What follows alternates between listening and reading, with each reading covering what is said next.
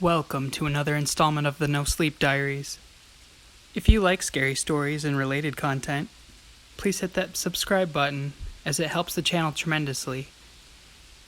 Now sit back, relax, and get cozy for the next scary story. So it all ends with me dying. Not literally, of course. Not figuratively either. Philosophically, maybe? How did we get here? How does this simple home video lead to such violence, death, and the utter dismantlement of my perceived reality? I guess that's what you're here to find out. Justin kept trying to call me. He kept sending me messages, but I was still in no condition to respond. I'm not sure if you've caught on to this, but my mental state can sometimes be described as rather flimsy. When facing distress, I have the slight tendency to fall into bottomless pits of anxiety, and there's really not much I can do about it. Except petting Dave, that is. So that's what I did. For half an hour straight. I just kept stroking his silky feline exterior, the shiny orange fur soon enough stained with crimson patches of blood. I still hadn't found time to clean up. Where could I clean up? My bathtub, and by extension with my shower, was filled with what remained of my mom. I felt no inclination toward dealing with that mess. New texts from Justin kept pouring in, and at some point they became too frequent for me to ignore. I scrolled down the near endless list of capitalized profanity and hatefulness, focusing on the latter 5, of which seemed to be a fair bit more level-headed, a little bit infinitely more disturbing. Come see me at Grappa's cabin, Jeffy. Come alone if you want the boy to live. You don't want it to happen again, do you? You don't want more blood on your hands. Be seeing you. There was a lot I didn't understand, and there was a lot I didn't want to understand. I could feel them, locked away deep in my mind, a resurgence of memories pushing even onwards. I couldn't let them free, though. No chance in hell. There was just no way I was going back to that place. Padded cells, padded mind. I hadn't been to the cabin for ages, probably even before Grappa died, but it was quite a ways out, and I knew I didn't have the time or energy to dare to journey on foot. Luckily, my neighbor's kid had an old moped parked haphazardly in the middle of the street, and those suckers can be hot-wired with the single turn of a screwdriver, so without hesitation, I stuffed Dave under my jacket, and off we went. We were on the road for 3 or 4 hours maybe, and I had to stop to refill the ridiculous small tank 3 times over. Dave kept his calm about him, as per usual, but I could tell he was getting antsy. By the time we turned off the main road, heading up on the bumpy road to the quintessential point, where my grandpa's old cabin could be found. I had to ditch the moped about halfway up, so I let Dave run free as we hiked the last couple of miles by foot. The cabin was an eyesore. It always had been an eyesore. Grappa had fought tooth and nails to keep the property after certain incidents of federal nature forced him into hiding for a couple of years. It was situated on the very edge of the quintessential point, dangerously so, and there was a vertical drop of maybe 30 feet just on the other side of a ramshackle railings of the balcony. I felt a cold chill run down my spine as I spotted the silhouette of Justin in the window. I had no plan and no idea what to expect. The Justin I knew was gone, replaced by a violent psychopath harboring unknown motives. I picked up the loitering Dave and knocked exactly 3 times on the front door. "Jeffy," Justin said, smiling warmly as he opened the door. "I'm so glad you could have made it." He seemed flustered, but otherwise in fine shape. A warm glow pulsated from the stove behind him, illuminating worn-down furniture and faded walls, and as he beckoned for me to enter, I heard a soft, muffled cry. "Is that Jenna's baby?" "Indeed," he grinned. "He's all right. Don't worry. Fed him some formula just now, so he's happy as a stiff at a funeral. Come in, Jeffy. Sit down. We have much to discuss." I sauntered into the living room, nervously scanning the interior. Nothing had changed, really. It was still the same tacky crap hole. moldy old animal hides and broken antlers decorating the dead wooden walls. I sat down in Grandpa's old rocking chair, placing Dave in my lap, desperately trying to identify where he kept the baby. Justin gave me a brutal pat on the back and sat down on the couch, opposite side of me. Jeffy, Jeffy, Jeffy, he sighed. What are we going to do with you, Jeffy? I don't even know what I'm doing here, Justin, I said, gaze wandering around the room, but I suppose you're about to tell me. He threw his head back and laughed heartily. Sure you do, Jeffy, sure you do, he said. You know I killed Mom, and I know you killed Dad. We're the same now, Jeffy. Matricide and patricide aside. We used to be so close, remember? I did remember. Justin always looked after me, kept me safe. I guess that's what made all this so hard to understand. I'd never seen the side of him before, and I was convinced I knew him intricately. But you don't remember why, do you? He leaned forward, eyes flickering left to right erratically. Why I had to be so nice to you. What do you mean? I muttered. Oh boy. I knew they did a number on you over at the institution.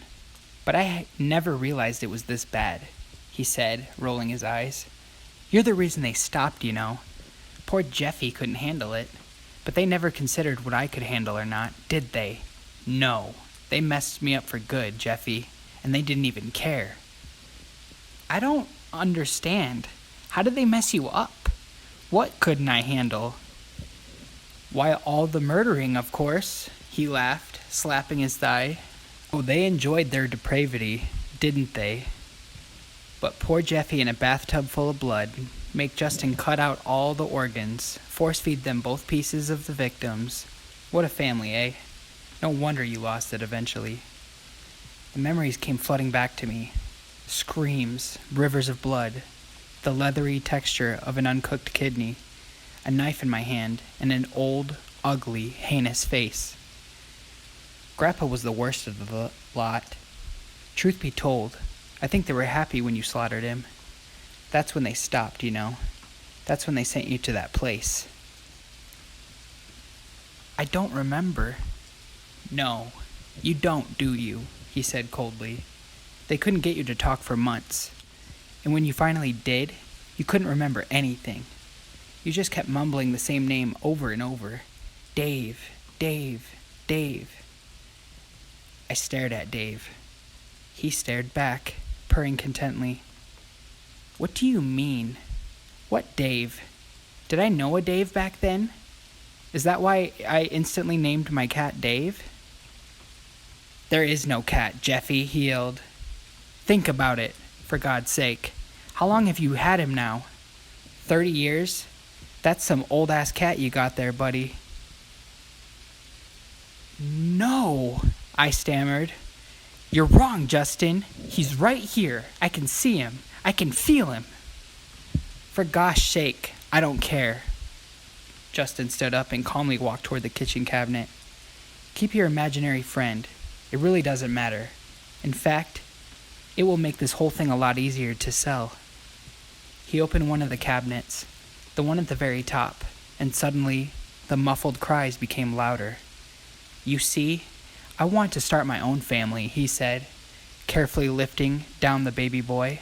I need a demon in a hurricane. What does that mean? I said. I don't understand. Oh, surely you remember. It was Grandpa's favorite mantra. We cannot move lest we leave a demon behind in the hurricane. It's an overly pompous way of saying that we always need a scapegoat. I mean, think about it. How do you suppose they got away with all those murders? The only reason they did is because they consistently set up some poor schmuck to take the fall. And I'm your demon? Look, I didn't plan for it to end this way. I just wanted you dead, Jeffy. That's all. That's why I switched out Mom's birthday present with those tapes. I was so sure they were going to kill you for that. He gently rocked the baby back and forth, humming a beautiful tune. But here's the kicker, Jeffy. They weren't even gonna hurt you. Not initially, anyway. Mom just wanted Dad to bring you here, to keep you safe, to calm you down. So you know, I lost it. I just killed her. Why did you want me dead? What have I ever done to you? I said, tears rapidly forming in my eyes. I couldn't believe what I was hearing.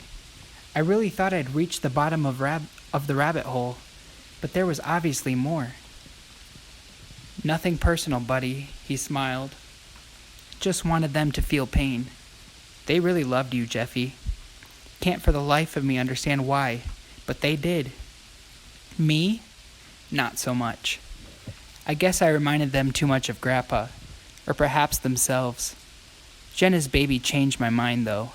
When Mom brought her over to try to convince you to come back home, I instantly knew that I'd wanted all those years. Someone to love me back unconditionally, someone to shape, someone to mold into a better, more capable me. I let my fingers run through Dave's soft fur. I needed his calming guidance now. Dave's always been there for me, always had my back, always kept me on the straight and narrow. So what now, I asked, eyeing the open window just behind the couch. Oh, you know, he said, placing the baby back in the cabinet and closing the door. You still have to die, Jeffy. Just need to make it look suicide-y. That's all I need from my demon. He grabbed a knife from the kitchen counter and edged closer to me. There was this look on his face, a very familiar expression I'd seen before, once that I could remember, but probably countless times over. A look of hate and murderous violence. The exact look I saw on my mother's face when she butchered those poor people in the video. Give me your wrist, Jeffy, he snarled. No reason to make this more painful than it has to be. Got up from the rocking chair, backing up slowly, Dave firmly in my grasp. I knew I had only one shot at this, so I needed to position myself just right. When Justin edged past the rocking chair, back turned to the couch, I made my move. I quickly put Dave to the ground, pointing at Justin. Get him, Dave, I yelled. Get him! We rushed at Justin in unison, and when he, wide-eyed and surprised with shock, stuck the knife brutally into my shoulder, I quickly jerked sideways, breaking the blade off at the grip. Sure, there was pain involved, but I've been through worse. With a continuous motion, I elbowed him in the groin and watched in awe as Dave messed up his face. That cat had some unreal moves, let me tell you. Justin stumbled back, and when he clumsily hit the couch, I charged at him with what little was left of my stamina, sending him tumbling through the open window. There was shattering of glass, a whole lot of blood, and horrible screams as Justin and Dave rolled around, slipping under the ramshackle railing, suddenly free-falling the 30-foot down to the jagged rock foundation below. I heard a sound I can't accurately describe, but I'm often reminded of it when I hear a butcher working with raw meat. Squishy meat sounds. I collapsed on the floor desperately, heaving for my breath. I would have passed out on the spot if it wasn't for muffled crying coming from the cabinet. I stumbled to my feet, staggering towards it, gently lifting him down. He felt a lot like Dave. Same weight. Different texture, though. I sat down on the couch, momentarily lost in those bright blue peepers of his. Maybe I wanted my own family, too. Maybe Justin could be my demon and my hurricane. But no, I wasn't them. I wasn't Grandpa, or Mom, or Dad, or even Justin. So I called the police. This time, more than able to string together the correct words, describing in vivid detail everything from start to finish. From home videos to the shattered remains of Justin, I felt good. I felt free. But there was also a sadness, I suppose, a loss of sorts. Poor Dave. So you see, it all ends with my death. Not philosophical either. Mental, perhaps. Personal. A new me. The police came to believe me eventually, although it took a few days of long, strenuous interrogations to get it sorted. Okay, you're going to edit this last part. So you see, it all ends with my death. Not philosophical either. Mental, perhaps. Personal. A new me. The police came to believe me eventually, although it took a few days of long, strenuous interrogations to get it sorted. A lot of details to be uncovered. Things from my childhood I just couldn't remember.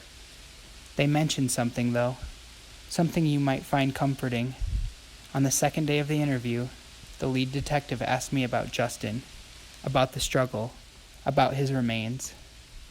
There were some marks, wounds we can't account for, he said, on the suspect's face. Looks a hell of a lot like someone clawed him. Scratched him up real good. Of course it looked like that, I thought, stroking Dave's perfectly soft fur lovingly. Of course it looked like that. I hope you enjoyed this story. If you did, please leave a like and subscribe if you haven't already. I'm uploading stories every day, at least one if not more. If you have a Reddit story or a scary story you'd like me to read, you can email your submission to the address located under my channel's description. Until next time.